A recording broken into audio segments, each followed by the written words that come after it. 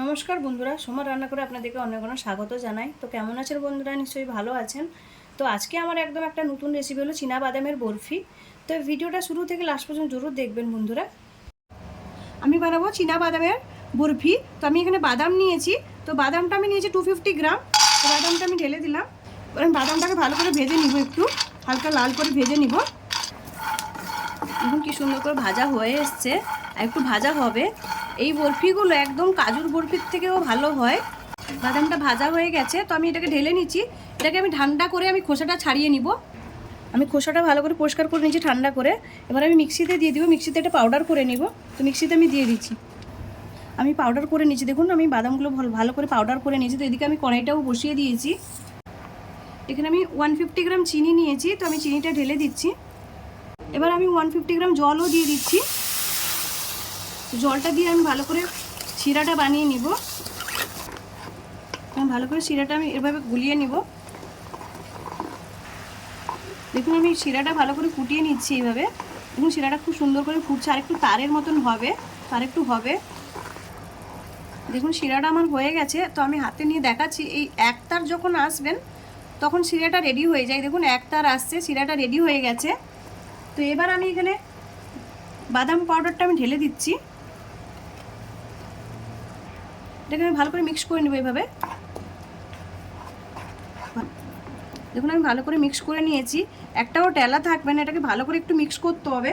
তো এখানে আমি মিল্ক পাউডার নিয়েছি, মিল্ক পাউডার দিব আমি 1 চামচ। বড় চামচের 1 চামচ আমি মিল্ক পাউডার দিয়েছি। এটাকে ভালো করে মিক্স করে নিব। ভালো করে মিক্স করে নিয়েছি। এবার আমি একটু ঘি দিব, 1 চামচ আমি ঘি দিলাম। ঘিটা দিলে টেস্টটা ভালো হয়। ভালো করে আমি মিক্স করে নিয়েছি। দেখুন এটা হয়ে গেছে, এটা আমি নামিয়ে নিব। ঘিটা দিয়ে আমি কি সুন্দর করে মিক্স করে নিয়েছি। এবার আমি এখানে একটা বাটার পেপার বিছিয়ে দিয়েছি। তো বাটার পেপারের মধ্যে আমি ঢেলে দিচ্ছি। এবার একটু ফ্যান চালিয়ে এটাকে আমি ঠান্ডা করে নেব 5 মিনিট। এভাবে একটু বিছিয়ে, খুব বেশি ঠান্ডা করব না, 5 মিনিট আমি এটাকে ঠান্ডা করব। এবার এটা ঠান্ডা হয়ে গেছে দেখুন। এবার আমি এভাবে একটু দোলে নিব ভালো করে।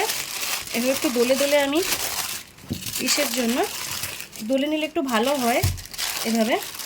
এবার আমি দেখুন এভাবে দোলে নিয়েছি ভালো করে। এটাকে আমি পিস করব, কেটে নিব, একটু বেলে নিব। তো এভাবে করে দিলাম। আমি একটু বেলনা দিয়ে বেলে নিব ভালো করে।